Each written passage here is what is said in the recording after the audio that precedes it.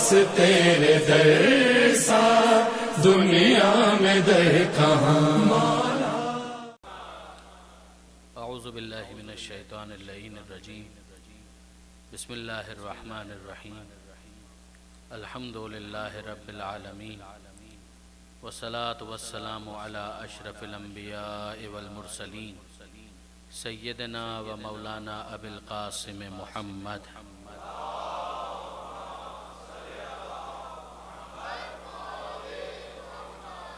و اہل بیتہ الطیبین الطاہرین المعصومین المظلومین المنتجبین المنتخبین المیامین لا سیما علی الامام المنتظر والحجۃ الثانی عشر الذین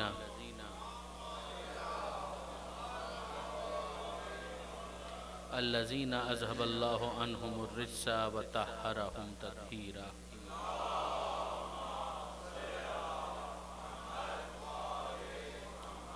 واللعنۃ الدائمۃ الباقیۃ علی اعدائہم اجمعین من یوم ظلمہم الی قیام یوم الدین. اللہم انا نرغب الیک فی دولۃ کریمہ تعز بها الاسلام و اہلہ وتذل بها النفاق و اہلہ وتجعلنا فیها من الدعاة الی طاعتک والقادۃ الی سبیلک وترزقنا بها کرامۃ الدنیا والآخرہ. رب اشرح لی صدری ویسر لی امری واحلل عقدۃ من لسانی یفقہوا قولی واجعلنی خالصا لوجہک الکریم. یا اللہ صلوات علی محمد و آل محمد.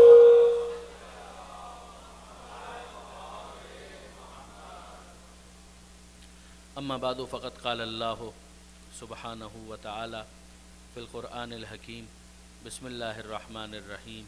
هو الذی بعث فی الامیین رسولا منہم یتلو علیہم آیاتہ ویزکیہم ویعلمہم الکتاب والحکمہ وإن كانوا من قبل لفی ضلال مبین.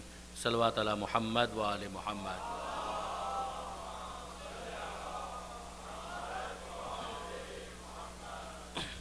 برادران عزیز و خاران محترم، کار رسالت عنوان ہے. سورہ جمعہ کی آیت سرنامہ کلام میں مسلسل تلاوت کرنے کا شرف حاصل کیا جا رہا ہے. ارشاد پروردگار ہے هو الذی بعث فی الامیین رسولا منہم، کہ خدا وہ ہے کہ جس نے امیین میں انہی میں سے ایک رسول کو بھیجا. یتلو علیہم آیاتہ، جو ان کے درمیان آیتوں کی تلاوت کرتا ہے. ویزکیہم، ان کے نفسوں کو سدھارتا ہے، انہیں پاک کرتا ہے. ویعلمہم الکتاب والحکمہ، اور انہیں کتاب کی تعلیم دیتا ہے اور انہیں حکمت کی تعلیم دیتا ہے. وإن كانوا من قبل لفی ضلال مبین، اگرچہ اس سے پہلے وہ کھلی ہوئی گمراہی میں مبتلا تھے. برادران عزیز، کل میں نے آپ کی خدمت میں آغاز گفتگو میں یہ گزارش کی تھی کہ ضرورت کیا ہے کہ پروردگار آیتوں کو نازل کرے کہ اس کی تلاوت کرنے کی نوبت آئے، اور اسی کے ذیل میں یہ گزارش کی گئی تھی کہ ہم محدودیت کا شکار ہیں. پروردگار عالم نے کچھ صلاحیتیں وہ بھی فرق کے ساتھ کچھ افراد کو، تمام افراد کو دی ہیں، اور کچھ ایسی صفتیں ہیں کہ جو پروردگار عالم نے اپنے مخصوص بندوں کے لیے رکھی ہیں. وہی وہ سب پر نازل نہیں کرتا. پروردگار عالم نے سینسز ہر نارمل انسان کو عطا کی ہیں. خداوند متعال نے انٹلیکٹ یا سوچنے سمجھنے کی صلاحیت یہ عام طور پر جو بھی نارمل انسان ہے اسے عقل دی ہے. پھر اس کی شدت یا انٹینسٹی فرق کر سکتی ہے کہ کوئی بہت زیادہ ذہین ہو اور کوئی کم ذہین ہو، لیکن بہرحال پروردگار عالم نے یہ صفت ایک عام انسان کے اندر رکھی ہے. لیکن جو وحی کا معاملہ ہے، پروردگار عالم نے ہر ایک کو وحی کے لیے منتخب نہیں کیا. پھر وہ پروردگار عالم کا اعلان ہے کہ ان اللہ اصطفیٰ آدم و نوحا و آل ابراہیم و آل عمران علی العالمین، کہ یقیناً اللہ نے چن لیا آدم کو، نوح کو، آل ابراہیم کو اور آل عمران کو، عالمین میں چن لیا. تو یہ وہ خوش نصیب ہوتے ہیں کہ جنہیں خدا مصطفیٰ بناتا ہے، مجتبیٰ بناتا ہے، مرتضیٰ بناتا ہے، اور اس کے ذریعے سے اپنے انتخاب کا اعلان کرتا ہے. اسی میں اگر آپ دیکھیں کہ پروردگار عالم نے سورہ جمعہ کے اندر ہی آگے یہ بھی ارشاد فرمایا کہ وَآخَرِينَ مِنْهُمْ لَمَّا يَلْحَقُوا بِهِمْ، کہ یہ جو ہم نے کار رسالت بیان کیا ہے تو ایسا نہیں ہے کہ فقط انہی لوگوں تک اس کام کو انجام دینا ہے، بلکہ پیغمبر اکرم کے بعد بھی کہ جو اب تک لوگ ملحق نہیں ہوئے ہیں ان کے لیے بھی ایک انتظام ہے پروردگار کا کہ رسالت ختم بھی ہو جائے تو رسالت کا کوئی آفیشیل اسپوکس پرسن ہوگا کہ جو پروردگار عالم کے اس دین کو انٹرپریٹ کر کر کے بتائے گا کہ منشاء مصطفیٰ کیا تھا۔ پروردگار عالم نے جو دین پیش کیا ہے اس دین کا کوئی آفیشیل اسپوکس پرسن ہمیشہ باقی رہے گا۔ وآخرین منہم لما یلحقوا بہم، بالکل بلا فاصلہ پروردگار عالم نے اس آیت کو بھی رکھ کر یہ ارشاد فرمایا۔ اور پھر آپ دیکھیں گے کہ دیکھیے برادران عزیز، کوئی تو وجہ ہے کہ پروردگار عالم نے اس سورہ جمعہ کو ایک ایسا انتظام کر دیا کہ ہر جمعہ جب بھی آتا ہے تو نماز جمعہ کے اندر تاکید ہے، واجب تو نہیں ہے مگر تاکید ہے، شدید تاکید ہے کہ سورہ جمعہ کی تلاوت کی جائے۔ اس کی ایک وجہ ہے، یہ ذہن میں رکھیے گا کہ پروردگار عالم نے سورہ جمعہ کے اندر یہود کے بہت سے اعتراضات، جیوز کے بہت سے اعتراضات ہیں، ان کا جواب دیا ہے پروردگار عالم نے اس سورہ کے اندر۔ اور پھر اس کے بعد یہ اہتمام کیا کہ جتنے مسلمان ہیں وہ ہر جمعے کو اس سورہ جمعہ کی تلاوت کریں یا سنیں تاکہ وہ اعتراضات بھی ان کے سامنے آتے رہیں اور ان کا جو جواب پروردگار نے دیا ہے وہ بھی ان کے سامنے آتا رہے۔ دیکھیے یہ جو پروردگار نے کہا کہ ذالک فضل اللہ ہے یؤتی ہے من یشاء، کہ یہ اللہ کا فضل ہے، وہ جسے چاہے عطا کرے، یعنی یہ جو رسول بنایا ہے یہ اللہ کا فضل ہے، وہ جس کے لیے چاہے رسالت کا اعلان کرے۔ یہ کیا ہے؟ اس کا پس منظر کیا ہے؟ اس کا بیک گراؤنڈ کیا ہے؟ بیک گراؤنڈ یہ ہے کہ یہود کو رسول کا انتظار تھا، وہ اس عقیدے کے ساتھ تھے، مدینہ منورہ میں انتظار کر رہے تھے کہ آخری زمانے کے اندر وہ آئے گا کہ جس کی بشارت ان کی کتابوں کے اندر موجود ہے، تو اس رسول کے وہ منتظر تھے۔ انہیں رسول کو قبول کرنے میں کیا چیز مانے ہوئی، وہ کیا چیز ہے جو سد راہ ہوئی، وہ آبسٹیکل کیا ہے، وہ بیریئر کیا ہے۔ ان کا کہنا یہ تھا کہ اگر پروردگار کو رسول بھیجنا تھا تو وہ بنی اسرائیل میں بھیجتا، یہ بنی اسماعیل میں کیوں بھیجا؟ آپ نے غور فرمایا؟ یہ آپ دیکھ ڈالیے سورہ بقرہ کے اندر بھی پروردگار عالم نے اس پر بہت سی باتیں کی ہیں۔ لما جاءہم ما عرفوا کفروا بہ، کہ جب ان کے پاس وہ آ گیا رسول کہ جس کو یہ لوگ جانتے ہیں تو جاننے کے بعد انہوں نے انکار کر دیا۔ وہ تقریر آپ کے ذہن میں ہوگی کہ جاننا اور ہے، ماننا اور ہے۔ پروردگار کہہ رہا ہے لما جاءہم ما عرفوا، جب ان کے پاس وہ رسول آ گیا کہ جس کو یہ پہچانتے ہیں، عرفوا جانتے ہیں کہ یہ رسول تو وہی ہے، کفروا بہ، تو پھر انہوں نے انکار کر دیا۔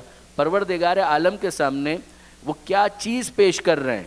وہ کہہ رہے ہیں کہ اگر خدا کو رسول بھیجنا تھا وہ بنی اسرائیل میں بھیجتا، اگر بنی اسرائیل میں رسول آتا تو ہم اس آخری رسول کو قبول کر لیتے، مگر یہ کیا غضب کہ پروردگار نے بنی اسرائیل کی جگہ بنی اسماعیل کے اندر یہ رسول بھیج دیا۔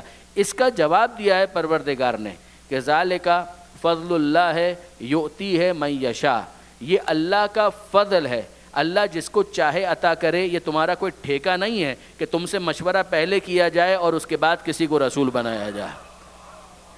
دوسرے مقام پر پروردگار عالم نے کہا کہ اللہ اعلم حیث یجعل رسالتہ، اللہ خوب جانتا ہے کہ اپنا عہدہ رسالت کس کے حوالے کرنا ہے۔ اب برادران عزیز یہ معاملہ اسی طرح سے حل ہو گیا کہ جب رسالت کی منزل پر پروردگار نے سمجھا دیا کہ میں کسی سے مشورہ کر کے کسی کو رسول نہیں بناؤں گا، تو امامت کا مسئلہ تو حل ہو گیا کہ جس طرح سے رسالت میں کسی سے مشورہ نہیں کیا جائے گا اسی طرح امامت میں بھی کسی سے مشورہ نہیں کیا جائے گا۔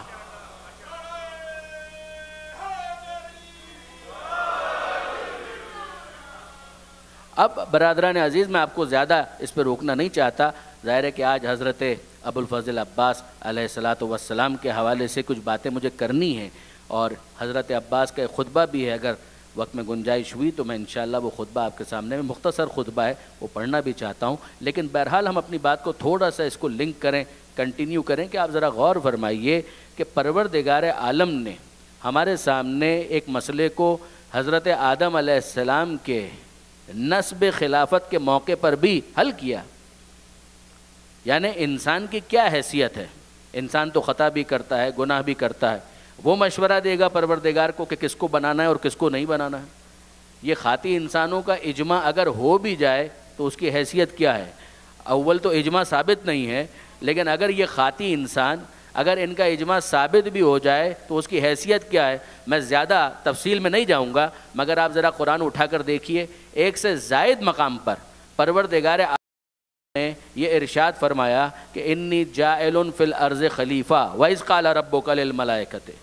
وہ وقت یاد کرو کہ جب تمہارے رب نے ملائکہ سے یہ کہا انی جاعل فی الارض خلیفہ، میں زمین میں خلیفہ بنانے والا ہوں.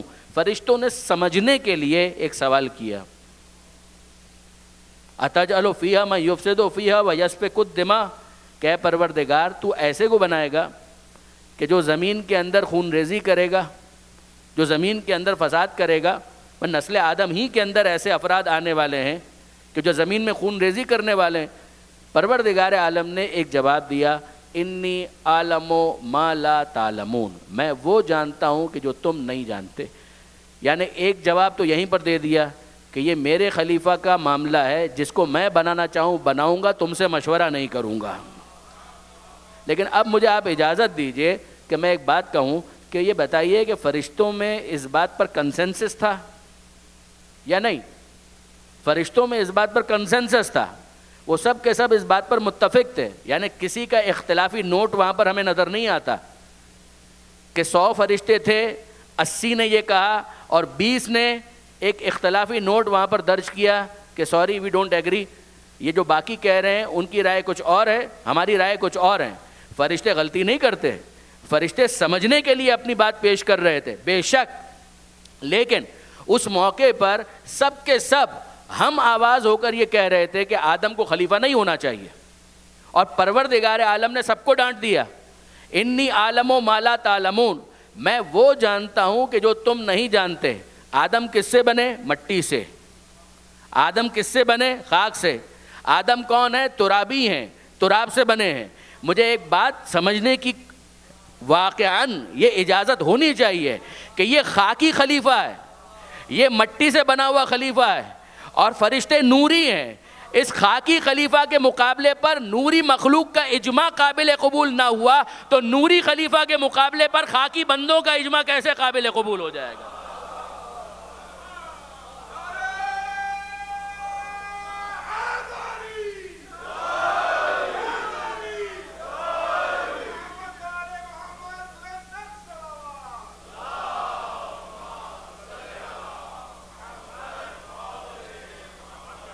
دیکھیے برادران عزیز، واقعاً امیر المومنین کے جو فضائل پیغمبر اکرم نے بیان کیے ہیں یہ بھی کار رسالت ہے، یہ بھی کار رسالت. پیغمبر اکرم نے اس آفیشل اسپوکس پرسن کا تعارف کروایا اور بار بار تعارف کروایا. جس طرح سے یتلو علیہم آیاتہ ویزکیہم ویعلمہم الکتاب والحکمہ، جو پیغمبر اکرم کے کام ہیں. پیغمبر اکرم اس دنیا سے اگر جا رہے ہیں، پیغمبر اکرم کی آنکھ بند ہو رہی ہے، رسالت قیامت تک جانے والی ہے. وہ کون ہے کہ جو پیغمبر اکرم کی نمائندگی کرے گا؟ وہ کون ہے جو پیغمبر اکرم کے بہاف پر پیغمبر اکرم کی مرضی کو سمجھائے گا؟ وہ کون ہے کہ جو پیغمبر اکرم کے مدعے کو ایکسپلین کرے گا، پیغمبر اکرم کی خواہشات کو ایکسپلین کرے گا کہ پیغمبر اکرم کیا چاہتے تھے؟ ظاہر ہے کہ وہ کوئی ہونا چاہیے کہ جسے پیغمبر اکرم معین کر کے بتا دے تاکہ بعد میں کسی کو کسی قسم کی کوئی غلط فہمی نہ ہو. جب پروردگار عالم کہتا ہے کہ رسول کی ذمہ داری یہ ہے کہ وہ بلاغ مبین کرے، وما علی الرسول الا البلاغ المبین، رسول کی ذمہ داری یہ ہے کہ وہ پیغام کو صاف صاف بیان کر دے. تو اب اس کے بعد اس اعتراض کی کیا گنجائش باقی رہتی ہے جو ایک بڑی شخصیت نے اپنی ایک کتاب کے اندر کیا؟ نام نہیں لیتا، جانتے بوجھتے نہیں لیتا. کتاب کا نام ہے چند ہم اثر، اور اس کے اندر انہوں نے اپنے بعض معاصرین کا ذکر کیا. اسی کے اندر انہوں نے کسی صاحب کا ذکر کیا اور انہوں نے کہا کہ صاحب وہ یہ کہتے ہیں، بغض علی کس طرح سے ظاہر ہوتا ہے ذرا اس پر غور تو کریں. کہ وہ یہ کہتے ہیں کہ اتنی حدیثیں پیغمبر اکرم کی فضائل کے باب میں آئی ہیں کہ مجھے یقین ہو گیا کہ یہ صحیح نہیں ہو سکتی. کمال ہو گیا. یعنی ہوتا یہ ہے کہ اگر ایک حدیث کسی ایک کتاب کے اندر ہو تو ہم کہتے ہیں بھائی ایک کتاب کے اندر ہے، کیا بھروسہ. اگر 2 کتابوں کے اندر ہو ہم کہتے ہیں بھائی 2 ہی تو کتابوں کے اندر ہے، کیا بھروسہ. مگر اگر ایک حدیث 100 کتابوں کے اندر ہو تو اس سے اس کا وزن بڑھتا ہے یا گھٹتا ہے. ایک اصطلاح ہے باقاعدہ احادیث کے حوالے سے، حدیث کو خبر بھی کہتے ہیں کہ خبر واحد ہے اور خبر متواتر ہے. خبر واحد جو یقین کی حد تک نہ ہو، خبر متواتر جو یقین کی حد تک ہو. یعنی ہر طبقہ روات میں جو نیریٹرز ہیں، ان کی جو چین ہے، ہر طبقے کے اندر اتنے افراد اس کو رپورٹ کر رہے ہوں کہ ان کا جھوٹ پر جمع ہونا محال ہو جائے، اس کو کہتے ہیں خبر متواتر. یہ اصطلاح ہے، فن حدیث ہے. اچھا اب دیکھیے برادران عزیز، آپ میں سے پروردگار ہر ایک کو بار بار خانہ کعبہ کی زیارت نصیب کرے. ہوں گے ایسے افراد کہ جنہوں نے خانہ کعبہ آنکھوں سے نہیں دیکھا ہوگا، ٹی وی پہ دیکھا ہوگا. کہ جس زمانے میں ٹی وی نہیں تھا تو افراد آ کے بتاتے تھے کہ بھئی ہم گئے وہاں پر ہم نے یہ دیکھا یہ دیکھا یہ دیکھا. تو اگرچہ ان افراد نے اپنی آنکھوں سے نہیں دیکھا، مگر یہ جو بتانے والے ہیں جب ان کی کثرت ہو جاتی ہے تو یقین ہو جاتا ہے کہ وہاں پر وہ مکان ہے کہ جس کو خانہ کعبہ کہا جاتا ہے.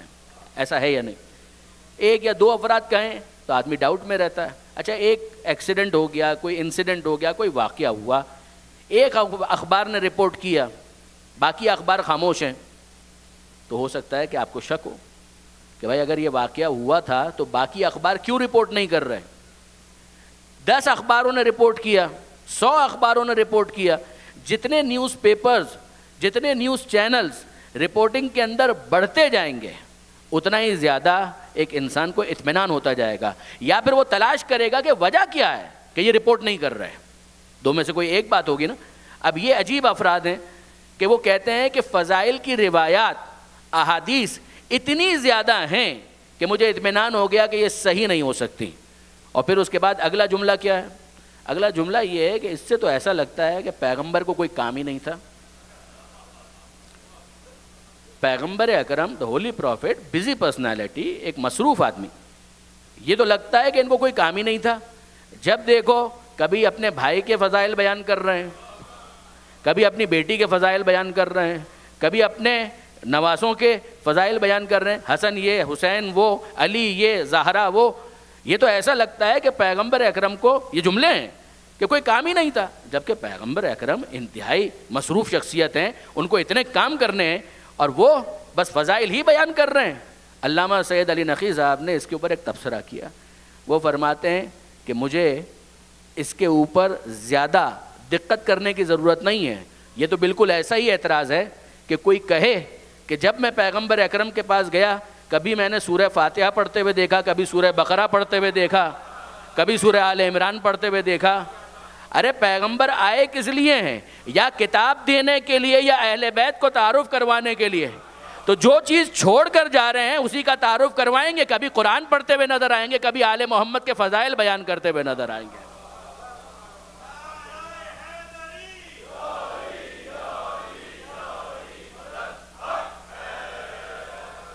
اور برادران عزیز میں آپ کی خدمت میں انصافاً کہوں گا، ایک طرف ہمیں وہ گروہ نظر آتا ہے ناصبیت کا پروردہ، خارجیت کے اثرات سے متاثر، کہ جس نے امیر المومنین اور آل محمد کا بائیکاٹ کیا. یعنی حد نہیں ہے. سالوں گزر گئے، دہائیاں گزر گئیں، صدیاں گزر گئیں کہ ممبر سے علی کے خلاف پروپیگنڈا کیا جاتا تھا، گالیاں دی جاتی تھیں. اور پھر اس کے بعد ہوا کیا؟ کیا صرف آل محمد کے ماننے والے اور چاہنے والے، جن کو ہم اصطلاحاً شیعہ کہتے ہیں، صرف انہوں نے فضائل اہل بیت پر کتاب لکھی؟ نہیں. اس ظلم کو بہت سے منصف مزاج عام مسلمان بھی برداشت نہ کر پائے. دیکھیے برادران عزیز، میں اس بات کو بیان کرنے کے لیے ایک مقدمہ آپ کے سامنے رکھتا ہوں. امام احمد ابن حنبل شیعہ تو نہیں تھے. ان کا جملہ ہے لم یرد فی حق احدم من الصحابہ من الفضائل الصحاب الاسانید الحسان ما ورد فی حق علی ابن ابی طالب. امام احمد ابن حنبل شیعہ نہیں ہیں، مگر ان کا جملہ یہ ہے کہ کسی صحابی کے حق میں اتنے فضائل صحیح سند کے ساتھ یا حسان سند کے ساتھ، سند حسن کے ساتھ پیغمبر اکرم سے نقل نہیں ہوئے جتنے فضائل علی ابن ابی طالب کے نقل ہوئے ہیں.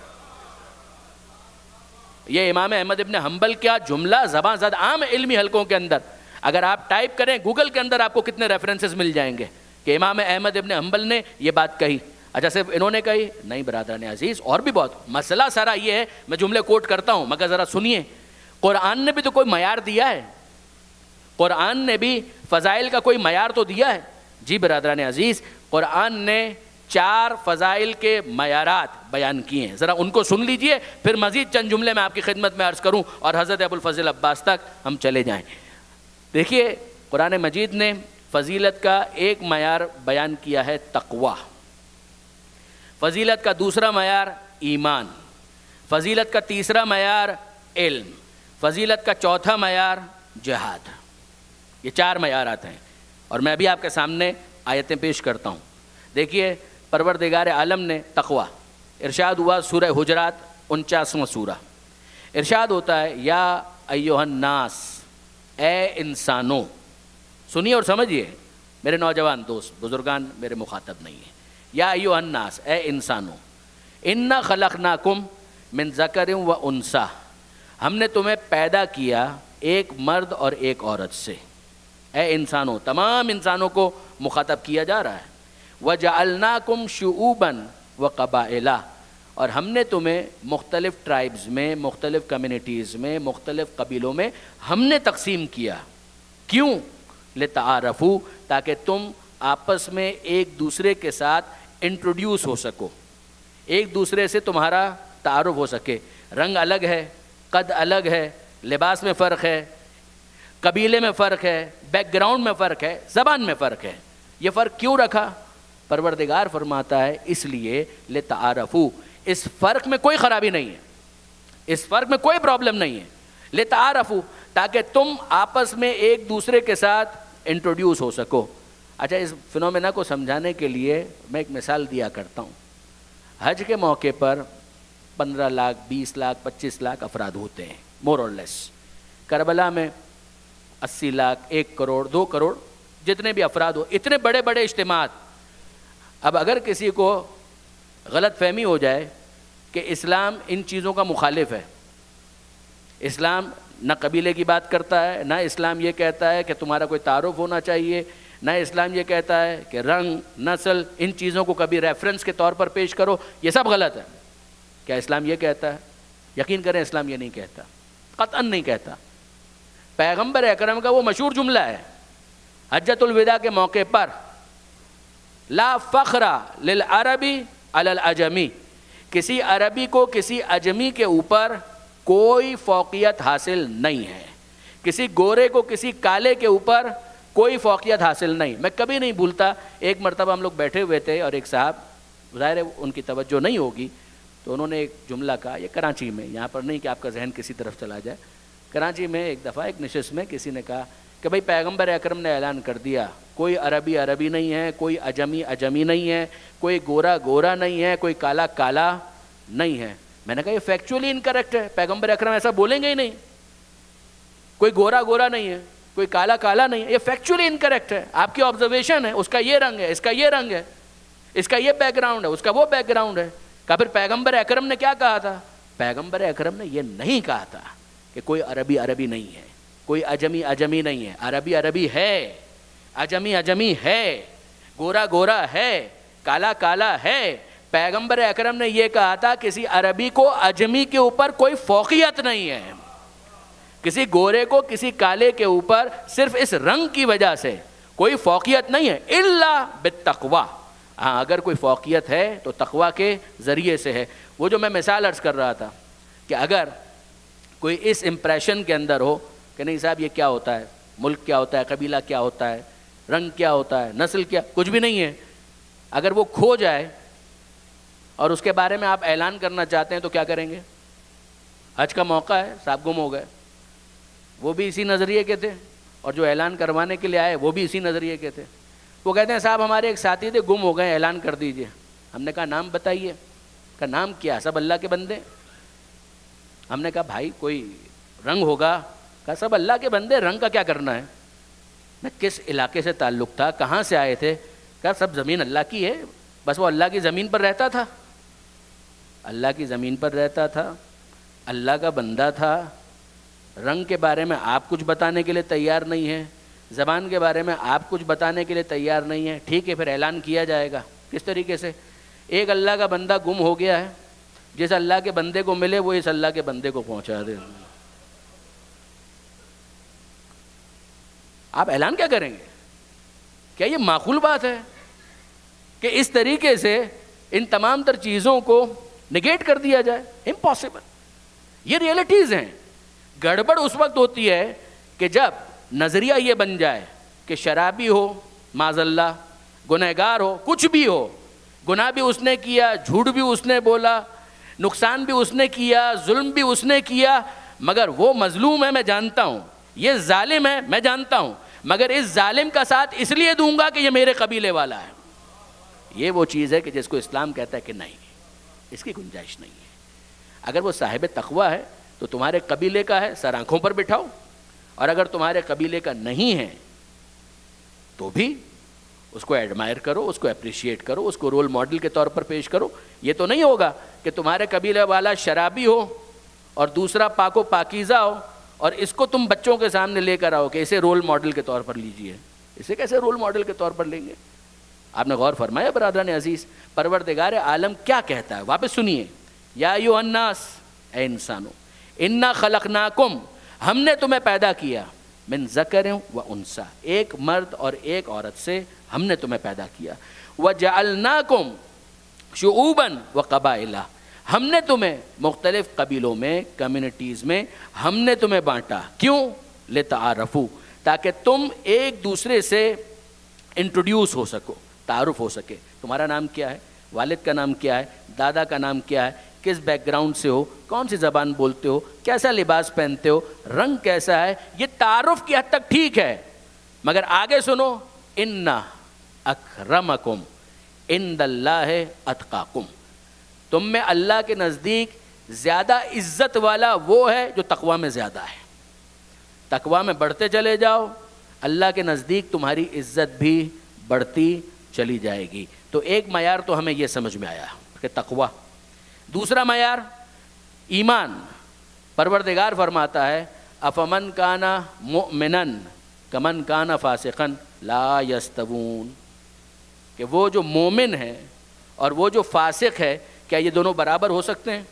یعنی انسان کے کامن سینس کو اپیل کیا ہے پروردگار نے, انٹروگیٹو انداز, استفہام, کہ تم خود سوچو. افمن کان مؤمنا, وہ جو دل سے مائل ہو چکا ہے, ایمان پر ہماری بحث ہو چکی کہ صرف جاننے کا نام ایمان نہیں ہے. افمن کان مؤمنا, وہ کہ جو مومن ہے, کمن کان فاسقا, کیا وہ اس کے جیسا ہو سکتا ہے کہ جو فاسق ہے؟ پھر خدا خود کہتا ہے لا یستوون, دے کانٹ بی ایکول, ان کو ایکویٹ کرنا غلط ہے. تو ہمیں سمجھ میں آیا کہ اگر ایمان ہے تو یہ فضیلت کا ایک اور معیار ہے. تقویٰ ایک معیار, ایمان دوسرا معیار.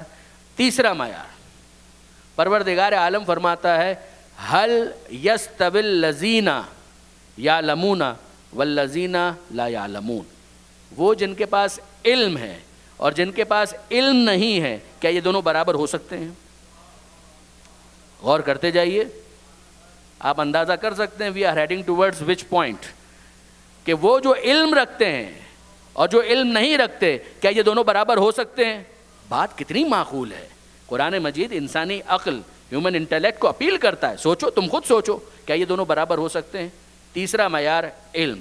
اور چوتھا معیار فضل اللہ المجاہدین علی القائدین اجرا عظیما, اللہ نے جہاد کرنے والوں کو بیٹھ جانے والوں پر اجر عظیم عطا کیا ہے اور فضل عطا کیا ہے, فضیلت دی ہے.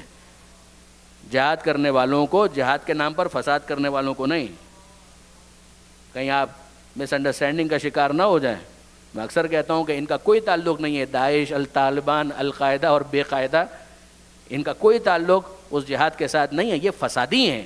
فضل اللہ المجاہدین علی القائدین, جب جہاد کا موقع آ جائے تو اللہ نے بیٹھ جانے والوں پر, جہاد کرنے والوں کو فضیلت دی ہے اور اجر عظیم عطا کیا ہے. ایک جملہ تو مجھے ابھی کہنے دیجئے کہ جب بیٹھ جانے والے جہاد کرنے والوں کے برابر نہیں ہو سکتے تو بھاگ جانے والے کیسے برابر ہوں گے؟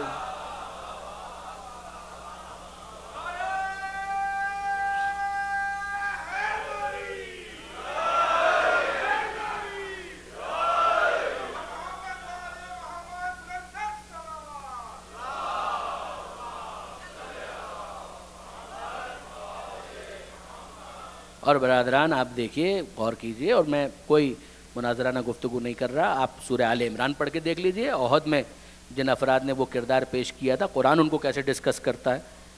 حنین کا ذکر بھی آپ کو قرآن کے اندر مل جائے گا، دوسرے معرکے بھی مل جائیں گے۔ تو انصاف تو کوئی کرے کہ جب بیٹھ جانے والے اس کے برابر نہ ہو سکے تو بھاگ جانے والے اس کے کیسے برابر ہو سکتے ہیں؟ یہ تو بڑی ستم ظریفی ہے۔ اچھا، اب یہ 4 معیارات، انہی کو آپ ذہن میں رکھیے کہ ایک معیار ہے تقویٰ، دوسرا معیار ہے ایمان، تیسرا معیار ہے علم، اور چوتھا معیار ہے جہاد۔ اور اب اس کے بعد دیکھتے چلے جائیے کہ پیغمبر علی کے بارے میں کیا کہہ رہے ہیں۔ پیغمبر متفق علیہ، فضیلت، فضائل، پیغمبر اکرم علی کے بارے میں کیا کہہ رہے ہیں۔ ہم جب تقویٰ کی بات کرتے ہیں تو اتنا جانتے ہیں کہ جو تقویٰ حاصل کر لے وہ متقی بن کر صف متقین میں آ جاتا ہے۔ صف متقین میں آنا اور ہے، امام المتقین ہونا اور ہے۔ اگر کوئی مومن بنتا ہے، ایمان قبول کرتا ہے، تو وہ مومن بن کر صف مومنین میں آتا ہے۔ صف مومنین میں آنا اور ہے، امیر المومنین ہونا اور ہے۔ اور اس شان کے ساتھ ہونا کہ پیغمبر اکرم یہ جملہ کہہ دیں کہ برز الایمان و کلو الی الکفر کلے، یہ کل ایمان ہے جو کل کفر کے مقابلے پر جا رہا ہے۔ خیبر خندق کے موقع پر جو پیغمبر اکرم کا یہ جملہ ہے وہ کمال کا ہے۔ اور پھر اس کے بعد ضربت کے لیے یہ کہہ دینا کہ ضربت علی یوم الخندق افضل من عبادت الثقلین، کہ یہ علی کی ایک ضربت فقط ایک ضربت نہیں ہے، اس کا وزن اتنا زیادہ ہے کہ ثقلین کی عبادتیں مل کر اس کا مقابلہ نہیں کر سکتی۔ تو اب آپ دیکھ لیجئے، آپ کے سامنے تقویٰ اس معیار پر بھی ہمیں سمجھ میں آ گیا، ایمان اس معیار پر بھی ہمیں سمجھ میں آ گیا، اور اگر علم کی آپ بات کریں تو یہ جملہ تو بچے کو یاد ہے کہ انا مدینۃ العلم وعلی بابوہا، میں علم کا شہر ہوں اور علی اس کا دروازہ ہے۔ جو شہر میں داخل ہونا چاہے وہ دروازے سے آئے، جو دروازے کو چھوڑ دے وہ چور ہو سکتا ہے، طالب علم نہیں ہو سکتا۔ فلیات من بابہا، دعائے ندبہ کے اندر بھی اس بات کو یاد دلایا گیا کہ جو چاہتا ہے وہ دروازے سے آئے، تب اس کو طالب علم مانا جائے گا۔ اور پھر امیر المومنین کا یہ جملہ، اس کو آپ کیا کہیں گے؟ یعنی وہ مشہور جملہ تو ہے ہی کہ سلونی قبل ان تفقدونی، مجھ سے پوچھو اس سے پہلے کہ مجھے اپنے درمیان نہ پاؤ۔ مگر یہ جملہ کس قیامت کا جملہ ہے؟ مولا فرماتے ہیں لو سنیت لی وسادہ فجلست علیہا، اگر میرے لیے اطمینان کی مسند بچھا دی جائے، فجلست علیہا، اور میں اس پر بیٹھوں، لافتیت اہل التورات بتوراتہم، یہودیوں کو لاؤ توریت سے فتویٰ دوں گا۔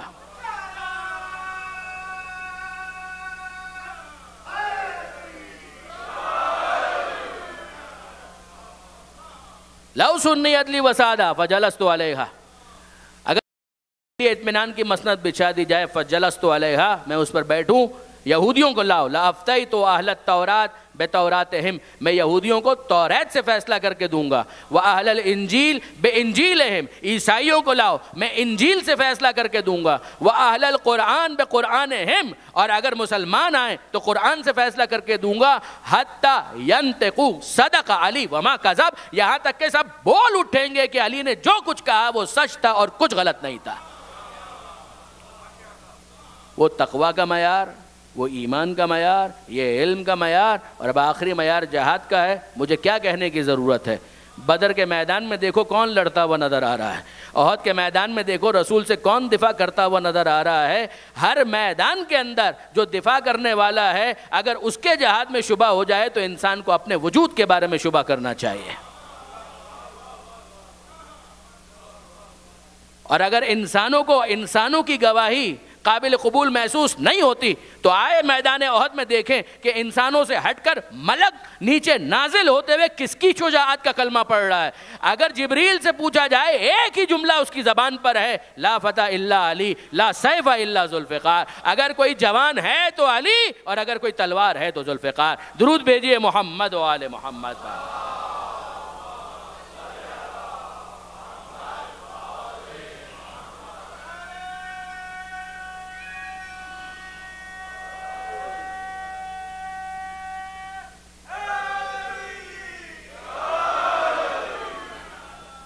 اب برادران عزیز، آج ممبر ہمیں ملا ہے تاخیر سے، تو اتنی اجازت تو ہونی چاہیے کہ پھر ہم کچھ تصرف کریں۔ درود بھیجے گا محمد و آل محمد پر۔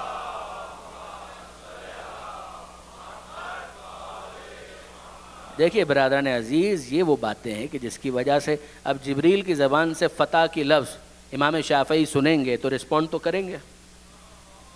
امام شافعی نے اپنے ایک شعر کے اندر، ایک ربائی، اس کے اندر یہ لفظ استعمال کیا امیر المومنین کے لیے، جو جبریل نے استعمال کیا، لا فتح الا علی لا سیف الا ذوالفقار۔ فتح، فتح کہتے ہیں جوان۔ اب ایک مصرع بھی تھا، اب وہ مصرع تو میں پورا بھولتا ہوں، لیکن یہ کہ اس کا مطلب یہ تھا، جو فرار کرنے والے ہیں ان کے اوپر طنز تھا کہ جو لا فتح ہو، یعنی جس کے پاس لا فتح کی سند ہو، جو لا فتح ہوتا ہے وہ لا پتہ نہیں ہوتا۔ مگر اب کیا اور زیادہ کھل کر میں کیا کہوں، امام شافعی نے حل عطا، فتح، حل عطا، سورہ حل عطا، اس کا جو پہلا بات ہو بھی چکی، اس کے بارے میں ایک ربائی کہی، اور آیت اللہ ناصر مکارم شیرازی نے اسے کوٹ بھی کیا ہے اپنی تفسیر میں، جہاں سورہ حل عطا کی بحث ہے وہاں پر انہوں نے اس کو کوٹ بھی کیا ہے۔ واقعی اگر عربی سے شغف ہو تو اس کو انسان بہت انجوائے کر سکتا ہے۔ امام شافعی فرماتے ہیں، شیعہ تو نہیں تھے، امام احمد ابن حنبل شیعہ تو نہیں تھے، امام شافعی شیعہ تو نہیں ہیں، اور امام نسائی جن کا تذکرہ بھی میں کروں گا وہ بھی شیعہ نہیں تھے۔ ذرا دیکھیے، اگر انسان انصاف پسند ہو تو اسے اپنے دل اور دماغ کو علی کی عظمت کے سامنے جھکانا پڑتا ہے۔ امام شافعی کہتے ہیں الا ما و حتی متا اعاتب فی حب حاضل فتح، الا ما و حتی متا، کب تک آخر کب تک مجھے معتوب کیا جائے گا محبت پر اس جوان سے، اس جوان کی محبت پر مجھے معتوب کیا جائے گا، کب تک آخر کب تک۔ فرسٹریشن ہے، جنجلاہٹ ہے کہ جب دیکھو علی کی بات کرتے ہیں۔ امام شافعی پر بھی یہ الزام ہے، الا ما و حتی متا اعاتب فی حب حاضل فتح، آخر کب تک مجھے اس جوان کی محبت کے جرم میں معتوب کیا جائے گا۔ پھر وہ کہتے ہیں حل زوجت فاطمہ غیرہ، بولنے والا سوچے تو صحیح کہ کیا زہرا کی نکاح کا شرف کسی اور کو بھی حاصل ہوا؟ یہ زوجیت زہرا، یہ خود اتنا بڑا فضل ہے پروردگار کا کہ کسی اور کو حاصل ہوا؟ کسی کو یہ شرف حاصل نہیں ہوا۔ پیغمبر اکرم خدا کا انتخاب ہے کہ علی ہیں، کہ نور کا رشتہ نور سے ہو سکتا ہے، نور کا رشتہ نور سے ہو سکتا ہے۔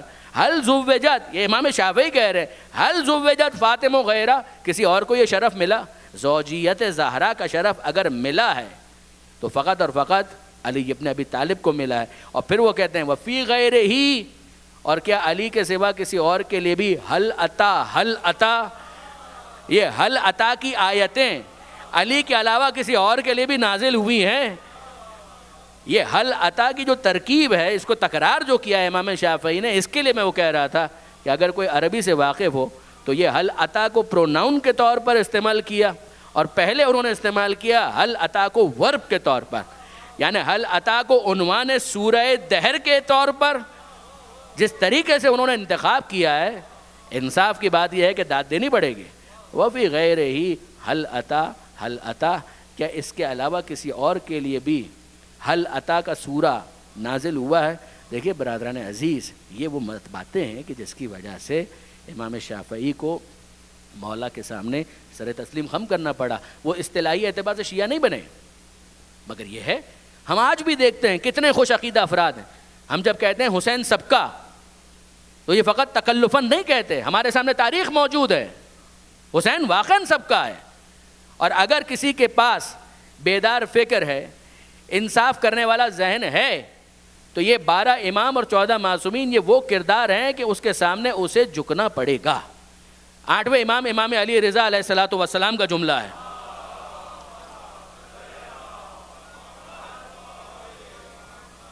یہ جملہ سنیے اور میں امام نسائی کا ذکر کروں اور اس کے بعد ہم تیزی کے ساتھ آگے بڑھیں۔ 8ویں امام فرماتے ہیں رحم اللہ عبدن احیا امرنا، 8ویں امام فرماتے ہیں اللہ رحم کرے، اللہ کی رحمتیں نازل ہوں اس پر، اس بندے پر جو ہمارے امر کا احیا کرتا ہے، ہمارے معاملے کو ریوائیو کرتا ہے. احیا کرنا، ریوائیو کرنا، ہمارے امر کو یعنی ہمارے معاملے کو ریوائیو کرتا ہے، امر امامت کو، امر ولایت کو احیا کرتا ہے، اس کو ریوائیو کرتا ہے. اللہ کی رحمت نازل ہو ایسے بندے کے اوپر. سوال کرنے والے نے پوچھا مولا یہ بھی تو بتائیے کیف یحیی امرکم، کہ آپ کے معاملے کو ریوائیو کریں کیسے؟ اب امام کہتے ہیں یتعلم علومنا، یہ وہ شخص ہے کہ جو ہمارے علوم کو پہلے سیکھتا ہے پھر اس کے بعد عام انسانوں کو بتاتا ہے. اس لیے کہ لوگ لو یعلموا حسن کلامنا لاتبعونا، اگر لوگوں کو پتہ چل جائے کہ ہمارے کلام میں کیا حسن ہے تو وہ ہمارے ہو جائیں گے. وہ اب تک محروم ہیں. تم فقط اتنا کرو کہ ہمارے کلام کا حسن ان کے سامنے پیش کر دو. اسی کے لیے میں کہتا ہوں نہج البلاغہ رکھیے دوسروں کے سامنے، رکھیے صحیفہ کاملہ دوسروں کے سامنے اور دیکھیے، پھر اس کے بعد آپ اور میں بری الذمہ ہیں. برادران عزیز، ہم پہلے مرحلے میں کسی کو لاسٹ کیس ڈکلیئر نہیں کر سکتے ہیں. لاسٹ کیسز، جو لاسٹ کیسز ہیں وہ اسی طریقے سے رسپونڈ کریں گے جس طرح سے ابو جہل نے رسپونڈ کیا تھا، جس طرح سے ابو لہب نے رسپونڈ کیا تھا. مگر ہم پہلے مرحلے میں حسن ظن رکھیں گے ہر شخص کے بارے میں کہ اس کے پاس اچھا دل موجود ہے، he has got good heart. اس کے سامنے چیز کو رکھا جائے، وہ فیس ویلیو کے اوپر آن دا فیس آف اٹ اس کو ایسیس کرنے کے لیے تیار ہو جائے گا. نہ ہو تو پھر وہ جانے اور اس کا کام، لکم دینکم ولیہ دین. مگر آپ پہلے مرحلے میں رکھیں تو صحیح.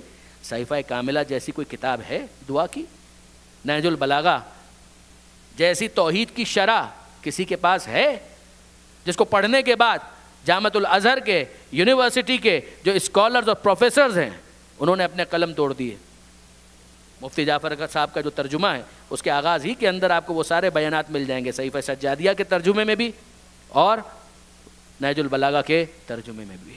بس برادران عزیز، امام نسائی، یہ امام نسائی صحاح ستہ جو 6 کتابیں مانی جاتی ہیں ان میں سے ایک کے مؤلف ہیں. آپ جانتے ہیں 6 کتابیں بخاری، مسلم، ابو داؤد، ترمذی، نسائی، ابن ماجہ، یہ سارے مؤلفین ہیں.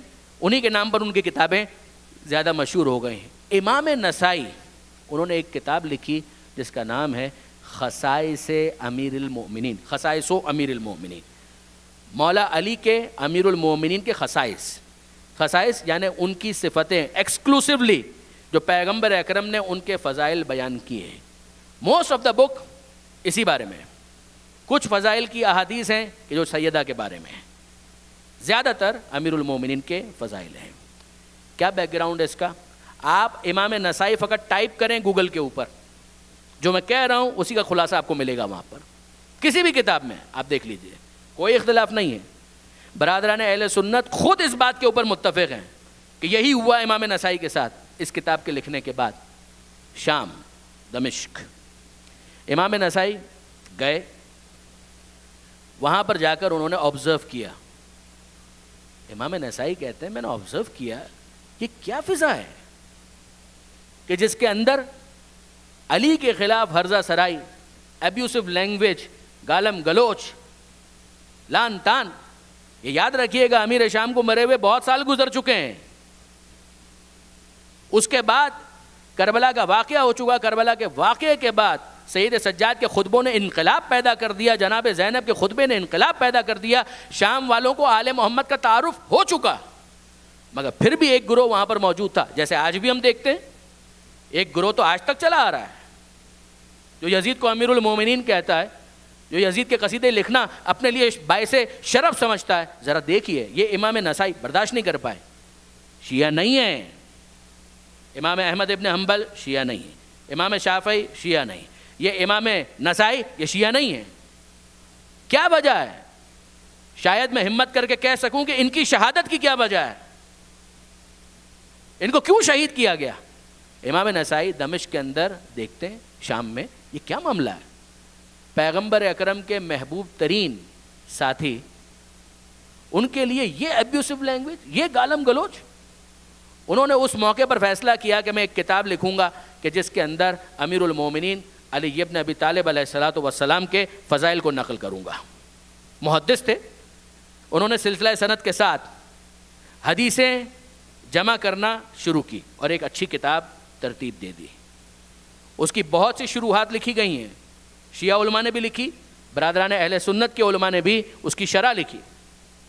یہ امام نسائی لکھ کر خاموش نہیں بیٹھے, شاید وہ حدیث بھی ان کے ذہن میں تھی, ذکر علی عبادہ, کہ صرف لکھنا کافی نہیں ہے, ذکر کرنا بھی ضروری ہے.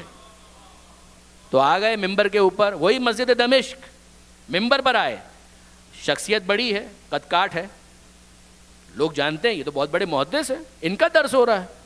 گئے ممبر کے اوپر اور جا کر انہوں نے اسی کتاب سے ایک ایک حدیث پڑھنا شروع کی. یہ حدیث, دوسری حدیث. اچھا, اب وہ تمام حدیثیں جو آپ کے ذہنوں کے اندر ہے نا, زیادہ تر جو پڑھی جاتی ہیں, وہ سب انہوں نے لکھی, وہ سب کی سب انہوں نے لکھی. من کنت مولا ہو فہذا علی مولا, جس کا میں مولا ہوں اس کا علی مولا ہے. سب سے پہلے ایمان لانے والے, اب یہ عام مسلمانوں کو بھلے غلط فہمی ہوتی رہے, امام نسائی سے پوچھیے. ہم سے اگر کوئی پوچھے گا تو ہم تو کبھی یہ نہیں کہیں گے کہ سب سے پہلے ایمان لانے والے علی تھے, نہیں.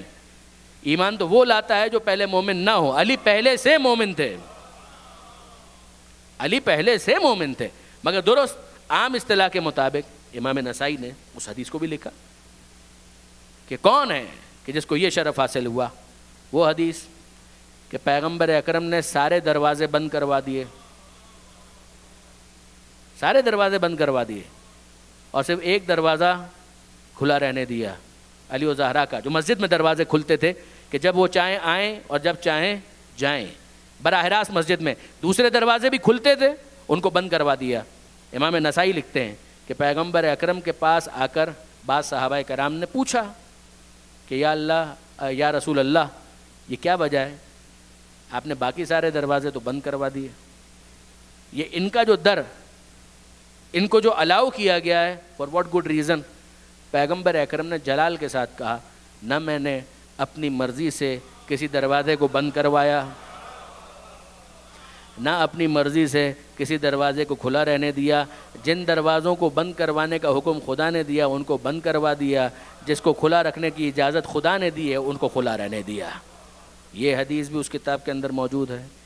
خیبر کے موقع پر پیغمبر اکرم نے کہا لَأُوتِيَنَّ الرَّایَةَ غَدًا, کل میں علم اس کو دوں گا جو رجل ہوگا, رجلاً کرارن غیر فرارن, مرد وہ ہوگا, کرار وہ ہوگا, غیر فرار وہ ہوگا. اب میں نہیں جانتا کہ پیغمبر اکرم غیر فرار کہہ کر کن کن پر چوٹ کر رہے تھے. رجلاً کرارن غیر فرارن, مرد ہوگا, کرار ہوگا, غیر فرار ہوگا. یحب اللہ ورسولہ ویحبہ اللہ ورسولہ, اللہ اور رسول سے محبت کرتا ہوگا, ون وے ٹریفک نہیں ہوگا, اللہ اور رسول بھی اس سے محبت کرتے ہوں گے. اس وقت تک نہیں پلٹے گا کہ جب تک فتح مند نہ ہو جائے. یہ حدیث بھی وہاں پر موجود ہے, اور کتنی حدیثیں ہیں. یعنی وہ خود اپنی جگہ پڑھنے والی کتاب ہے, اردو ترجمہ ہو چکا ہے, انگریزی کا مجھے نہیں معلوم. تو اب برادران عزیز, یہ امام نسائی اس ماحول کے اندر ممبر سے پڑھ رہے ہیں. اپنوں میں پڑھنا اور ہوتا ہے, جو علی کا ذکر سن کر جھومنے والے ہوں ان کے درمیان پڑھنا اور ہوتا ہے, اور جو علی کا نام سن کر ناراض ہو جاتے ہوں ان کے درمیان پڑھنا اور ہوتا ہے. اچھا, یہ خود نہ اس کو کوئی طنز سمجھے, کچھ بھی نہیں, یقین جانیے یہ پیغمبر اکرم کی متفق علیہ حدیث ہے کہ مومن کی علامت یہ ہے کہ اگر ذکر علی آئے تو اس کا چہرہ حشاش بشاش ہو جائے, اس کے چہرے پر مسکراہٹ آ جائے. اگر وہ مومن نہیں ہے تو اس کے چہرے پر مسکراہٹ نہیں آئے گی, وہ حشاش بشاش نہیں ہوگا. یہ ایمان کی علامت خود پیغمبر بیان کر رہے ہیں, صحابہ کرام نے اس کو کوٹ کیا, متفق علیہ حدیث ہے. امام نسائی دمشق کا وہ ماحول, اور اس میں ہمت کر کے یہ بندہ خدا حدیثیں پڑھ رہا ہے. کون سی؟ خصائص امیر المومنین کی. ہوا کیا؟ ہوا یہ کہ جو مجمع تھا ان میں وہ لوگ بیٹھے ہوئے تھے جو نام علی سے بدکتے تھے, ناراحت ہو جاتے تھے. انہوں نے اس وقت امام نسائی کا کچھ لحاظ کیا, 2 دن 3 دن, اور پھر اس کے بعد کہا کہ امام نسائی آپ ایک کام کریں, ٹھیک ہے یہ کتاب آپ نے لکھ لی, ایک کتاب ایسی ہی امیر شام کے بارے میں بھی لکھیں. مطالبہ تو آپ سنیے, ایک کتاب ایسی ہی یزید کے ابا کے بارے میں بھی, اچھا اب یہ بھی مولانا اسحاق اہل حدیث مکتب کے بہت مشہور عالم جن کے کلپس وغیرہ بہت اچھے، تو انہوں نے ایک دفعہ کوٹ کیا تھا، میں ان کو اس لیے کوٹ کر رہا ہوں کہ وہ یوٹیوب پر آن ریکارڈ موجود ہے، کہ انہوں نے کہا کہ کسی نے مولانا مودودی سے کہا کہ آپ معاویہ کے بارے میں کیا کہتے ہیں؟ تو مولانا مودودی نے کہا کہ بھائی میں ان کے بارے میں کیا کہہ سکتا ہوں، صرف اتنا سن لیجئے وہ تو یزید کے بھی باپ تھے۔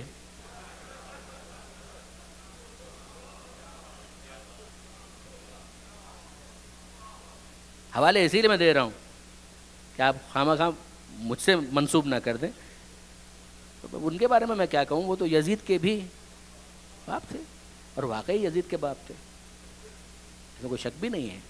اچھا اب مطالبہ یہ کیا جا رہا ہے، ہاں اس معاملے میں گارنٹی نہیں دے سکتا، تو امام نسائی جب انہوں نے یہ مطالبہ سنا تو وہی جواب دیا، انہوں نے کہا کہ اے بندگان خدا، یہ فضائل جو علی کے میں نے لکھے ہیں وہ اپنی طرف سے نہیں لکھے ہیں، جملے پہ غور کیجئے گا، یہ جو تم مجھ سے مطالبہ کر رہے ہو کہ امیر شام کے لیے بھی ایسی ایک کتاب لکھیں، تو یہ جو علی کے فضائل میں نے لکھے ہیں کہانیاں نہیں لکھی ہیں، یہ کوئی فکشن نہیں ہے، یہ کوئی فیبریکیٹڈ سٹوریز نہیں ہیں، میں نے اپنی طرف سے گھڑ کر نہیں لکھی ہیں، یہ جو پیغمبر اکرم نے بیان کی ہیں تو میں نے لکھی ہیں، اگر پیغمبر اکرم نے ان کے بارے میں بھی کچھ بیان کیا ہوتا تو میں لکھتا۔ یہ امام نسائی کہہ رہے ہیں، یعنی مارک مائی ورڈز، شیعہ نہیں ہیں، وہ کہہ رہے ہیں کہ ان کے بارے میں بھی کچھ کہا ہوتا پیغمبر اکرم نے تو میں لکھ دیتا، مگر ان کے بارے میں کچھ کہا نہیں تو میں نے لکھا نہیں۔ اصرار بڑھا کہ نہیں آپ کو لکھنا تو پڑے گا، آپ شام میں ہیں، آپ دمشق میں، آپ کو لکھنا تو پڑے گا۔ تو امام نسائی نے کہا اگر میں بہت ذہن پر زور ڈالوں تو مجھے ایک حدیث یاد آ رہی ہے، وہ حدیث کیا ہے کہ ایک مرتبہ پیغمبر اکرم نے، اب فتح مکہ کے بعد کے تو یہ مسلمان ہیں، پیغمبر اکرم نے ایک مرتبہ کہا کہ جاؤ اس کو بلا کر لاؤ، تو ان صاحب نے جواب دیا کہ اللہ کے رسول سے کہو میں کھانا کھا رہا ہوں، آئی ایم بزی۔ پیغمبر اکرم نے دوسری مرتبہ پیغام بھجوایا کہ اسے کہو کہ میں بلا رہا ہوں، جب وہاں سے وہی آیا کہ میں کھانا کھا رہا ہوں، کہہ دو میں بزی ہوں۔ ارے رسول وہ ہے کہ اگر بلائے تو انسان کو نماز توڑ کے جانا چاہیے۔ یہ ہوا ہے کہ پیغمبر اکرم نے کسی کو نماز پڑھتے ہوئے آواز دی تو پہلے مرحلے میں وہ سٹ پٹا گئے، یعنی ان کا کیس یہ والا نہیں تھا، وہ سٹ پٹا گئے کہ میں کروں کیا، نماز پڑھ رہا ہوں، تو وہ نماز پڑھ کے جواب دیتا ہوں۔ پھر اس کے بعد پیغمبر اکرم نے دوسری مرتبہ آواز دی ابائی، تو ان کی اسپیڈ بڑھ گئی کہ میں تیزی کے ساتھ اب نماز کمپلیٹ کروں، اور پھر تیزی کے ساتھ نماز پڑھ کے وہ آئے تو پیغمبر اکرم نے پوچھا کہ پہلی مرتبہ میں کیوں نہیں آیا؟ کہ اللہ کے رسول میں معافی چاہتا ہوں، میں نماز پڑھ رہا تھا۔ تو پیغمبر نے کہا یہ بتاؤ تمہیں نماز کس نے سکھائی؟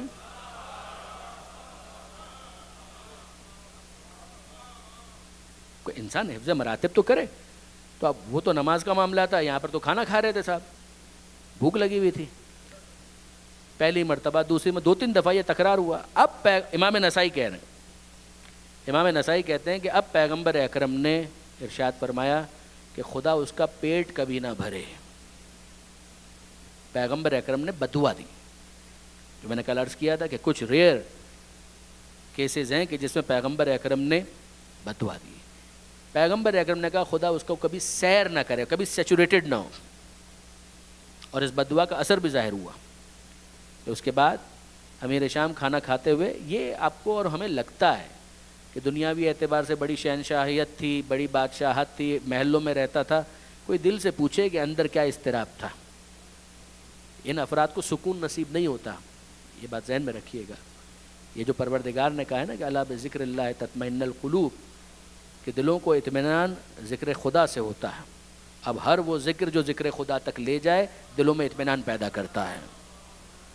یاد رکھیے گا، یہ بہت سی چیزیں بظاہر ایسی نظر آتی ہیں کہ بہت عیاشی میں ہیں، بہت عیش کر رہے ہیں، نہیں، اگر آپ انصاف سے مجھ سے پوچھیں تو میں ایک طالب علم کی حیثیت سے یہ تبصرہ ضرور کروں گا کہ محلوں کے اندر رہنے والے کے مقابلے میں وہ مزدور مجھے زیادہ اس کی زندگی قابل رشک لگتی ہے، اگر وہ محل میں رہنے کے بعد رات کو سونے کے لیے مٹھی بھر کر گولیاں کھاتا ہے، اور یہ مزدور رات کو سڑک کے اوپر اینٹ سے ٹیک لگا کر سو جاتا ہے اور اس کو کوئی گولی نہیں کھانی پڑتی ہے، تو انصاف کی بات یہ ہے کہ مجھے اس کی زندگی زیادہ قابل رشک لگتی ہے، اس پر رحم آتا ہے، مجھے اس پر رحم آتا ہے۔ ہو سکتا ہے کہ بظاہر آپ کو لگے کہ وہ تو بہت عیاشی میں نہ، یہاں پر آل محمد کی دشمنی لینے کے بعد کون سا سکون نصیب ہونے والا تھا؟ پیغمبر اکرم فرماتے ہیں کہ خدا کبھی اس کا پیٹ نہ بھرے، کبھی وہ سیر نہ ہو۔ امام نسائی نے یہ جملہ کہا اور اب واقعاً مظلومیت ہے، واقعاً مظلومیت ہے کہ جس کے بعد امام نسائی کو ان لوگوں نے زد و کوب کیا، گرفتار کیا، رون ڈالا، زخمی کیا۔ یہ سب کا سب ہو رہا تھا اس وجہ سے کہ ان کے دل میں علی کی محبت تھی، علی کی محبت کے جرم میں اس طرح سے قتل کیے گئے، ان کو زخمی کر دیا گیا۔ اتنا سخت وہ بیان ہے کہ میں لفظ استعمال نہیں کر سکتا، آپ جا کر خود پڑھ لیجئے گا کہ کیا ان کے ساتھ سلوک کیا۔ جس کے بعد انہوں نے اپنے مصاحبین سے یہ کہا کہ مجھے یہاں سے لے چلو، میں جانا چاہتا ہوں۔ ایک قول کے مطابق ان کو لے جایا گیا مکہ مکرمہ اور صفا اور مروہ کے درمیان کہیں پر دفن کیا گیا۔ یہ بھی یاد رکھیے گا صفا اور مروہ ہی کی طرف محلہ بنی ہاشم تھا، اس کے اندر بھی کیا مصلحت تھی ان کی کہ مجھے وہاں پر دفن کیا جائے۔ وہ محلہ بنی ہاشم جہاں پر مولد فاطمہ، جہاں پر فاطمہ زہرا کا گھر ہوا کرتا تھا، جہاں پر جناب خدیجہ کا گھر ہوا کرتا تھا، کہ اسی محلے کے اندر مجھے لے جا کر دفن کرنا۔ ایسے افراد بھی گزرے ہیں برادران عزیز۔ یہ وہ افراد ہیں کہ جن کو ہم لاسٹ کیسز نہیں کہہ سکتے، جن کے دلوں میں محبت موجود ہو، اس محبت کے ساتھ ان سے گفتگو کرنی چاہیے، ڈائلاگ کرنا چاہیے، بات کرنا چاہیے۔ بس برادران عزیز اب وقت میں بالکل گنجائش نہیں اور ہمیں مصائب تک بھی جانا ہے۔ میں فقط 2 یا 3 روایتوں کے ذریعے سے حضرت عباس تک جانا چاہوں گا۔ ایک کتاب بڑی خوبصورت کتاب ہے جس کو میں انٹروڈیوس کرنا چاہتا ہوں، علامہ ذیشان حیدر جوادی کی کتاب، جس کا نام ہے قمر بنی ہاشم۔ خطبہ پڑھنے کا تو وقت نہیں رہا۔ قمر بنی ہاشم، اس کتاب کے اندر انہوں نے حضرت ابوالفضل عباس کی سیرت کو اینالائز کیا ہے، تجزیہ و تحلیل کی منزل سے گزارا ہے، اور وہاں پر ایک حدیث لکھی ہے، بس یہ ایک ہی حدیث، 2-3 کا بھی وقت نہیں رہا۔ ایک حدیث لکھی ہے اور بہت خوبصورت حدیث ہے۔ اس حدیث کے اندر الفاظ یہ ہیں کہ پیغمبر اکرم نے ایک مرتبہ، میں منزل مصائب سے تھوڑا دور ہوں، پیغمبر اکرم نے ایک مرتبہ یہ جملہ کہا کہ جنت میں سب سے پہلے جانے والی شخصیت کا نام ہے علی ابن ابی طالب۔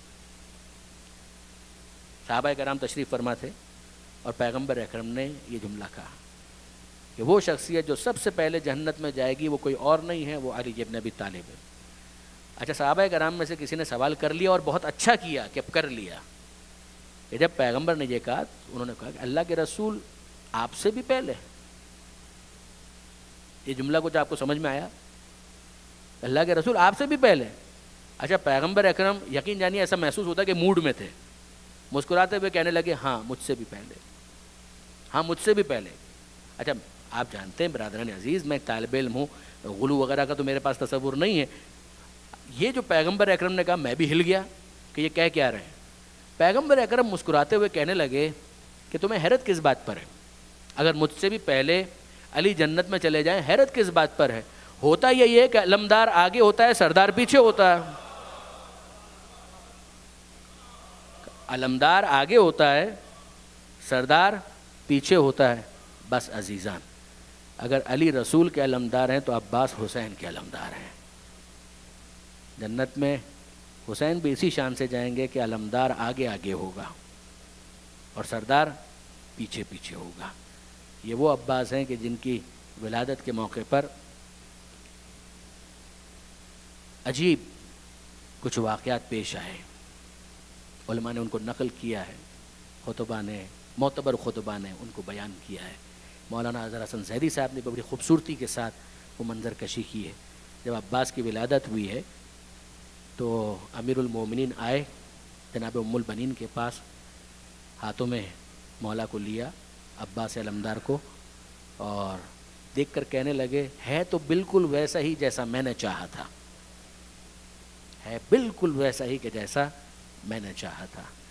جناب ام البنین کو دیکھا کہ پریشان ہے، ولادت ہوئی ہے، بیٹے کی ولادت ہوئی ہے، ماں پریشان ہے، کیوں پریشان ہے؟ تو جناب امیر نے سوال کیا، اے ام البنین کوئی خاص وجہ، کیوں پریشان ہو؟ کہا بس والی بات صرف اتنی ہے کہ بچے نے اب تک آنکھیں نہیں کھولی، میں اس لیے پریشان ہوں۔ امیر المومنین مسکرائے، خود اپنا واقعہ یاد آ گیا کہ جب مولا اس دنیا میں تشریف لائے تھے تو اس وقت تک آنکھیں نہیں کھولی تھی جب تک آغوش پیغمبر میں نہیں آ گئے تھے۔ کہا کہ میں جانتا ہوں کہ اس بچے نے اب تک آنکھیں کیوں نہیں کھولی، بلاؤ میرے حسین کو۔ اور جب حسین آئے ہیں، عباس کو حسین کی آغوش میں دیا، جیسے ہی حسین کی آغوش میں آئے ہیں اپنی آنکھیں کھول دی۔ پہلی زیارت حسین کے چہرے کی اور مولا نے کہا کہ میں ان کا نام اپنے چچا پر عباس رکھتا ہوں۔ عباس نام رکھا، اور جناب زینب اور حضرت عباس کے درمیان میں اتنا ہی فاصلہ ہے سن کے اعتبار سے کہ جتنا ماں اور بیٹے کے درمیان ہوتا ہے، بوڑھی بہن بڑی بہن۔ جناب زینب نے یہ نام سنا عباس، کہا کہ بابا یہی وہ میرا بھائی ہے کہ جس کا نام عباس ہے؟ کہا کہ ہاں بیٹا، یہی وہ بھائی ہے کہ جس کا نام عباس ہے۔ کہا ذرا کچھ دیر کے لیے عباس کو میری گود میں تو دیجیے۔ عباس زینب کے آغوش میں آئے، جناب زینب نے عباس کے کانوں پر لب رکھے اور کچھ کہنا شروع کیا آہستہ آواز میں۔ مولا جناب زینب کو دیکھتے ہیں اور کہتے ہیں بیٹی چھوٹے بھائی سے ابھی سے باتیں بھی شروع کر دی؟ کہا کہ نہیں بابا، باتیں تو ہوں گی بعد میں اور بہت ہوں گی، ابھی تو ایک امانت تھی، میں نے اس امانت کو پہنچایا ہے۔ کہا بیٹی کون سی امانت؟ کہا بابا ماں فاطمہ زہرا نے وقت وصال مجھ سے کہا تھا کہ بیٹی زینب تیرے بہت سے بھائی اس دنیا میں آئیں گے، ایک کا نام عباس ہوگا، جب وہ اس دنیا میں آئے تو اسے میرا سلام کہنا۔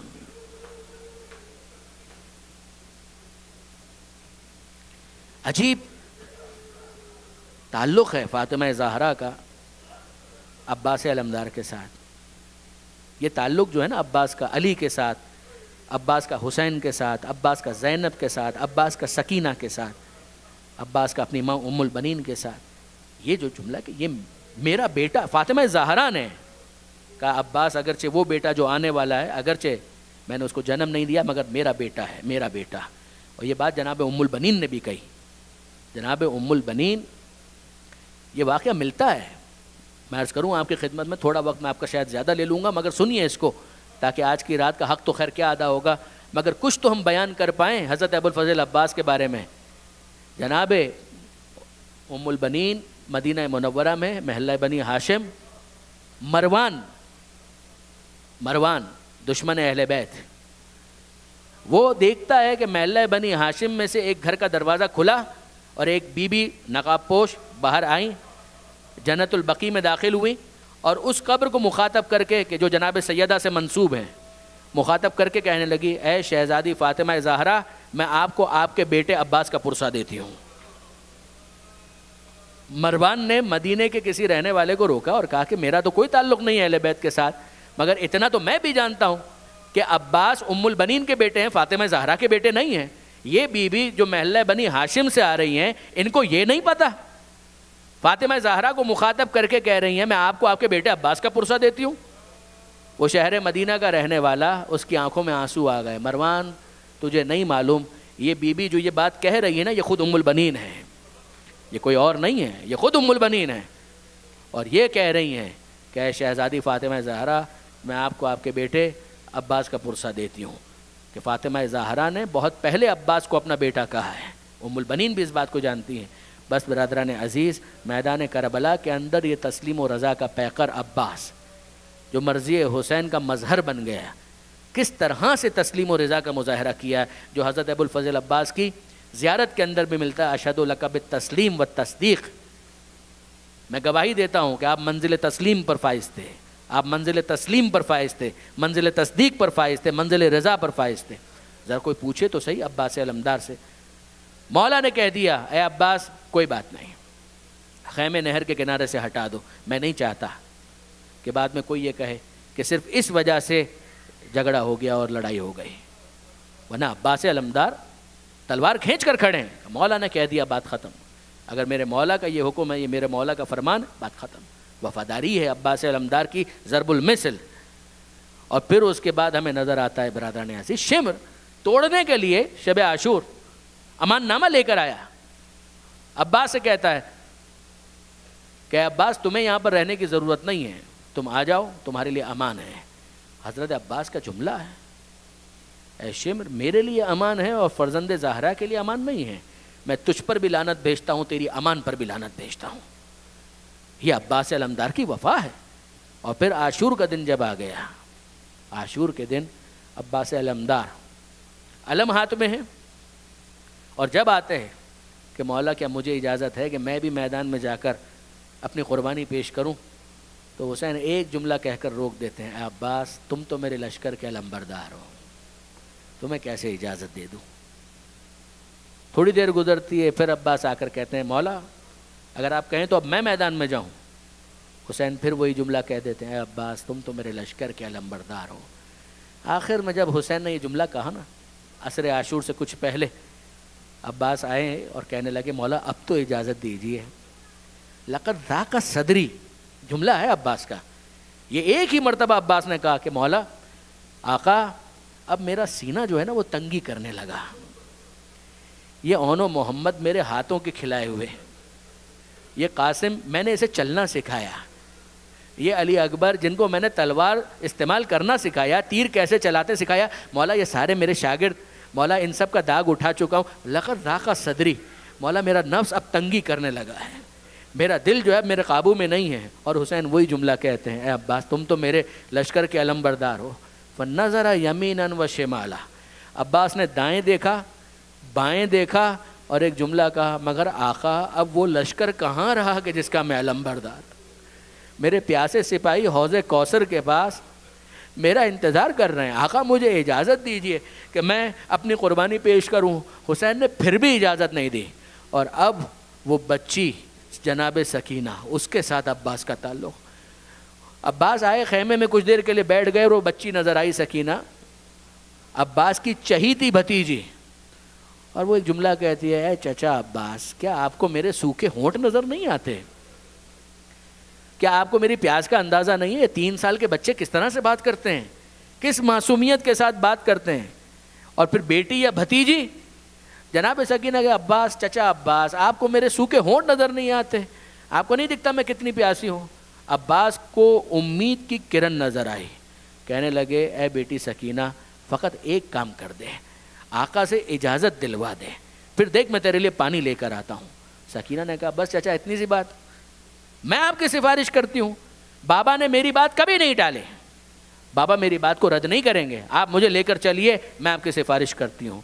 اور اب عباس نے سکینہ کو گود میں لیا، مشق بھی ساتھ میں ہے، اور جیسے ہی امام حسین نے دیکھا دور سے کہ عباس سکینہ کو لا رہے ہیں، ایک جملہ عباس سے کہا، ایک جملہ سکینہ سے کہا۔ عباس سے کہنے لگے عباس جاؤ، میں اب نہیں منع کرتا، پانی کا انتظام کرنے کی کوشش کرو۔ اور دوسرا جملہ سکینہ سے کہا، اے سکینہ ابھی تو اپنے چچا کی سفارش کر رہی ہے، کچھ دیر کے بعد تجھے تیرا چچا بہت یاد آئے گا۔ کب یاد آئے گا؟ جب تماچے لگیں گے چچا عباس یاد آئے گا، جب تازیانے لگیں گے تجھے تیرا چچا عباس بہت یاد آئے گا۔ وہ معصوم بچی کچھ نہ سمجھ پائی، اور عباس مشق لے کر گئے، اور جیسے ہی میدان میں جانے لگے حسین نے کہا عباس کہاں جا رہے ہو؟ کہا آقا پانی کا انتظام کرنے کے لیے۔ کہا نہیں، پہلے جاؤ خیمے میں ماں کے برابر جو تمہاری بہن ہے زینب، اس سے جا کر اجازت لو، اس کو بھی بتاؤ کہ میں جا رہا ہوں۔ اور جناب زینب کے پاس عباس غلام کی طرح کھڑے ہیں، ہاتھ جوڑ کر کھڑے ہیں، شہزادی اب میں میدان میں جا رہا ہوں۔ تو جناب زینب نے کہا نہیں بھائی عباس میں روکتی نہیں ہوں، جاؤ میدان میں جاؤ، اپنے وظیفے کو پورا کرو، اپنی ذمہ داری کو انجام دو، ہاں مگر ایک حدیث سنتے جاؤ۔ میرے بابا نے ایک مرتبہ مجھ سے کہا تھا شہر کوفہ میں، یہ جملہ کہا تھا کہ زینب یہی شہر کوفہ ہوگا، تیرے بازوؤں میں رسی باندھی جائے گی اور تیرے سر پر ردا نہیں ہوگی۔ میرے بابا نے کہا تو میں نے یہ سوچا کہ بابا نے کہا ہے تو بات تو یہ سچ ہے، مگر میں سوچا کرتی تھی کہ اگر کسی کا ایک بھائی ہو تو کسی کی مجال نہیں ہوتی کہ اس کی طرف ٹیڑھی آنکھ سے دیکھ سکے، جس کے اتنے بھائی ہوں، اور پھر عباس تم جیسا بھائی جس بہن کا ہو، کس کی مجال ہے کہ اس کے بازوؤں میں رسی باندھے۔ مگر ہاں عباس آج جب تم نے یہ کہا کہ تم جا رہے ہو تو مجھے یقین آ گیا کہ وہ وقت بہت قریب ہے کہ جب ردائیں چھینی جائیں گی، بازوؤں میں رسی باندھی جائے گی۔ عباس خاموشی سے سنتے رہے، گھوڑے پر سوار ہوئے اور میدان میں گئے۔ اور اب سکینہ کی کیا کیفیت ہے؟ بچوں کو جمع کیا ہے اور کہا بچوں اب پریشان ہونے کی ضرورت نہیں ہے، میرا چچا جا رہا ہے اور تھوڑی دیر میں مشق لے کر آئے گا، دور سے فقط علم نظر آ رہا ہے، اور جناب سکینہ دیکھتی جا رہی ہیں کہ علم پہنچا ہے دریا تک اور پھر واپس پلٹا ہے۔ سکینہ کی امید اور زیادہ بڑھ گئی، اے بچوں بس تھوڑی دیر کی بات ہے، میرا چچا آنے والا ہے، میرا چچا پانی لانے والا ہے، اپنے کوزے تیار رکھو، ارے تم سب کو پانی ملے گا۔ مگر کچھ دیر کے بعد نظر آیا کہ علم ایک طرف لڑکتا چلا گیا، پھر سنبھل گیا، دوسری طرف ہوا، پھر سنبھل گیا۔ سکینہ کے دل کی حالت کوئی پوچھے کہ کس طرح سے بے چین ہے، مگر وہ وقت بڑا عجیب تھا کہ جب علم گرا ہے، سکینہ نے ہاتھوں میں موجود کوزے کو پھینک دیا۔ اے چچا عباس، مجھے پانی نہیں چاہیے، بس چچا تم واپس آ جاؤ۔ مگر حسین سے کوئی پوچھے جو کمر کو تھام کے کہتے ہیں الان ان کا سرا ظہری، اے عباس یہ تیری صدائے آخر، یہ تیری ندائے آخر کہ آقا میرا سلام قبول کرو۔ عباس، حسین کی کمر ٹوٹ کر رہ گئی۔ جب قریب پہنچے ہیں عباس کے، حسین جب قریب پہنچے ہیں، دیکھا کہ بازو قلم ہو چکے ہیں، عباس زمین کربلا پر ہیں۔ عباس کا سر اپنی آغوش میں لیا اور عباس کہتے ہیں آقا ایک خواہش ہے، ایک حسرت ہے، ایک وصیت ہے۔ کہا ہاں بولو عباس کیا خواہش ہے؟ کہا مولا میں نے سنا تھا کہ جب میں اس دنیا میں آیا تھا سب سے پہلے میں نے آپ کی زیارت کی تھی، مولا میں چاہتا ہوں کہ دنیا سے جاتے ہوئے بھی میں آپ کی زیارت کروں، مگر مولا میں کیا کروں، میری ایک آنکھ میں تیر ہے، دوسری آنکھ میں خون جمع ہوا ہے، مولا ایک زحمت کریں گے اپنی ابا کے دامن سے میری خون بھری آنکھ سے خون تو صاف کر دیجئے۔ اور مولا میں اتنی زحمت بھی آپ کو نہ دیتا، مگر میں کیا کروں میرے بازو قلم ہو چکے ہیں، میرے ہاتھ ہوتے میں آپ کو یہ زحمت بھی نہ دیتا۔ حسین نے عباس کے آنکھوں سے خون کو صاف کیا، عباس نے حسین کے چہرے کی زیارت کی، اور اب حسین کہتے ہیں اے بھیا عباس ایک خواہش میری بھی ہے۔ کہا مولا حکم کریں۔ کہا خواہش یہ ہے جب تم نے کہا ہمیشہ آقا کہہ کر مخاطب کیا، ارے تیری زبان سے میں بھی بھائی سننے کے لیے منتظر ہوں، اے بھیا عباس ایک مرتبہ مجھے بھائی کہہ کر مخاطب کرو۔ عباس نے کہا مولا میں نے وعدہ کیا تھا اپنے بابا سے۔ کہا نہیں، حکم امام سمجھ کر ایک مرتبہ بھائی کہو۔ عباس نے بھائی کہا، عباس کی روح پرواز کر گئی۔ حسین کا مرثیہ سنیں گے؟ حسین کا مرثیہ یہ ہے اے عباس تیرے جانے سے دو کام ہوئے، کل تک جو آنکھیں تیرے خوف سے جاگا کرتی تھی آج کے بعد وہ سکون سے سوئیں گے۔ وہ کون سی آنکھیں تھی؟ یہ فوج یزید، یہ تیرے خوف سے جاگا کرتی تھی، آج کے بعد وہ چین سے سوئیں گے۔ اور اے عباس کل تک جو آنکھیں چین سے سویا کرتی تھی آج کے بعد انہیں چین نصیب نہیں ہوگا۔ کل تک زینب چین سے سویا کرتی تھی، کل تک یہ بیویاں آرام کیا کرتی تھی کہ وہ شیر عباس موجود ہے، آج تیرے جانے کے بعد ان بیویوں پر مظالم کا سلسلہ ہوگا۔ یا بات